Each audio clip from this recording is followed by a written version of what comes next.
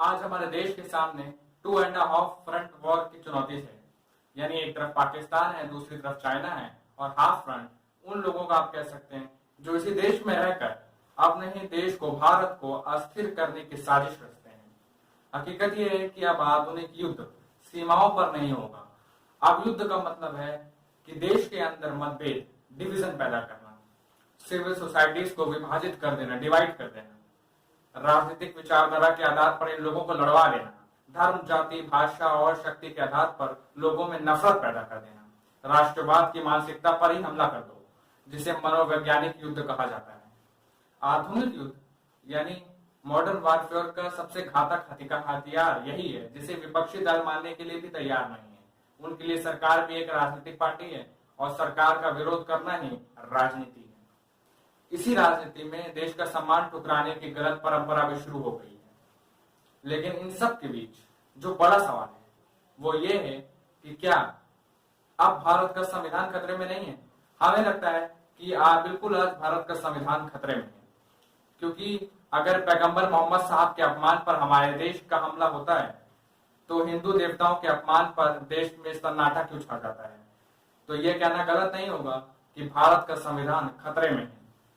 अगर अभिव्यक्ति की आजादी, संवैधानिक अधिकार धर्म के आधार पर विभाजित कर दिया जाता है तो ये स्पष्ट रूप से दिखाता है कि आज का भारत का संविधान गंभीर चुनौतियों का सामना कर रहा है। फिल्म लेकर लीना मणिमेगलाई ने हाल ही में अपनी एक डॉक्यूमेंट्री का पोस्टर रिलीज किया था, जिसमें हिंदू देवी काली को सिगरेट पीते दिखाया गया था। इस मामले में उनके खिलाफ कई राज्यों में एफआईआर दर्ज हुई है, लेकिन हमारे देश के बुद्धिजीवी, लिबरल्स और विपक्षी दल के बहुत सारे बड़े नेताओं ने जिस तरीके से पैगंबर मोहम्मद साहब के अपमान पर अपनी आपत्ति दर्ज कराई थी, उसी तरह से हिंदू देवताओं के अपमान पर कहना चाहिए ना वो आक्रोश दिखा, ना वो गुस्सा दिखा तो सिर्फ खामोशी और सन्नाटा। ये विरोधाभास दुर्भाग्यपूर्ण तो है ही, साथ ही इसे ये भी पता चलता है कि हमारे देश में अभिव्यक्ति की आजादी को भी धार्मिक चश्मे से सिर्फ देखा जाता है, धर्म के आधार पर बांटा जा रहा है, जिसमें हिंदू देवी देवताओं के अपमान पर तो डिस्काउंट मिल जाता है, लेकिन इस्लाम धर्म के नाम पर गला काटने तक की बात कह दी जाती है और काट भी दिया जाता है। इस बात को आप फिल्म मेकर लीना मणिमेगलाई के इस नए ट्वीट से भी समझ सकते हैं, जिसमें उन्होंने प्रभु शंकर और माँ पार्वती की तस्वीर एक ट्वीट करी है। इसमें वो धूम्रपान करते हुए दिख रहे हैं।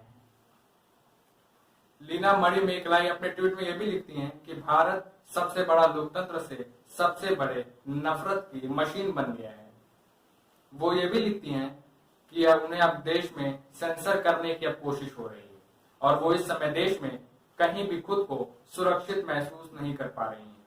लीना मणिमेगलाई भारतीय होकर भारत का अपमान करती हैं, हिंदू देवी देवताओं का अपमान करती हैं, भारत को नफरत की मशीन बताती हैं, लेकिन इसके बावजूद उन्हें इसी देश में डर भी लगता है, वो खुद को असुरक्षित भी महसूस करवा रही हैं।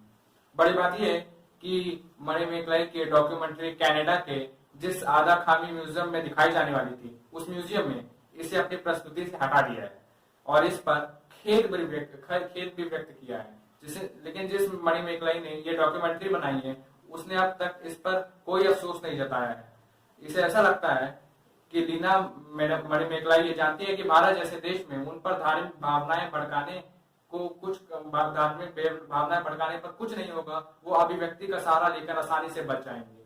कई लोग ये भी कहते हैं कि ये डॉक्यूमेंट्री के लिए सस्ती पब्लिसिटी करने का ये उनका स्टंट रहा है, क्योंकि जितना ज्यादा उनकी डॉक्यूमेंट्री विवादों में जाएगी उतनी ज्यादा ये फिल्म, ये डॉक्यूमेंट्री चर्चित रहेगी।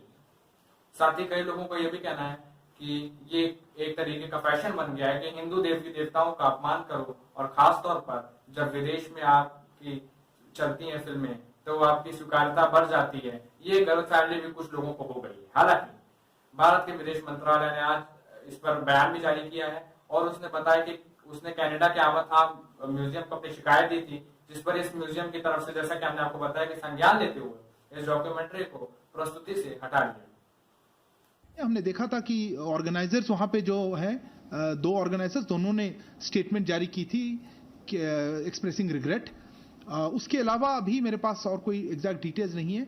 एफआईआर की बात वो डोमेस्टिक है, उसमें फॉरेन पॉलिसी कोई का मुद्दा इमीडिएट नहीं है, तो मैं उसमें नहीं कमेंट करना चाहूंगा। पर कनाडा के संदर्भ में उन्होंने ये जो स्टेट हमने ये इशू कैनेडियन अथॉरिटीज से भी हमने कहा था कि इसमें आप ऐसे प्रोवोकेटिव मटेरियल को कुछ एक्शन ले, और दोनों ऑर्गेनाइजर्स ने भी इवेंट ऑर्गेनाइजर्स ने भी अपॉलॉजी जारी की है, और वहां पे आई थिंक वो हटा भी दिया गया है और वो स्क्रीन नहीं हो रहा है। यहाँ पर सवाल ये भी पूछा जाना चाहिए कि अभिव्यक्ति की आजादी क्या कभी सिर्फ आस्था के अपमान की आजादी है। सवाल ये भी पूछा जाना चाहिए कि अभी काली के पोस्टर पर विवाद हुआ था, तो लोगों की सेंसिटिविटीज का ध्यान रखते हुए, माँ काली की पूजा करने वाले भक्तों की सेंसिटिविटीज का ध्यान रखते हुए, क्या लीना मणिमेगलाई को भगवान शिव और माँ पार्वती की इस तरीके से विवादित तस्वीर पोस्ट करनी चाहिए थी? ये वो सवाल है जो लीना मणिमेगलाई के ट्वीट्स के बाद बार बार पूछे जा रहे हैं। अभिव्यक्ति के धार्मिक बंटवारे को समझाने के लिए आज हम आपको दो तस्वीरें फिर से दिखाना चाहते हैं।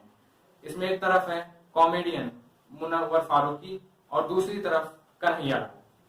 दोनों ही लोगों को धार्मिक अपमान के मामले में आईपीसी की धारा 295A के तहत गिरफ्तार किया गया था, लेकिन मुनव्वर फारूकी की गिरफ्तारी के बाद वो जेल से बाहर आए और उन्होंने एक रियलिटी शो भी जीत लिया। लेकिन उदयपुर में कन्हैया लाल के जेल से बाहर आते ही निर्ममता से हत्या कर दी गई। इसे आप समझ सकते हैं कि हमारे देश में हिंदू देवी देवताओं का अपमान करना फैशन क्यों बन गया है। और बल्कि आज तो कई लोग ये लोग भी सवाल पूछ रहे हैं कि अपमान क्या सिर्फ फैशन है? कहीं कुछ लोगों ने इसे अपना पैशन तो नहीं समझ लिया है। तो चलिए आज के लिए बस इतना ही, मिलते हैं आपसे जल्दी, तब तक के लिए खुश रहिए, सुरक्षित रहिए, नमस्कार।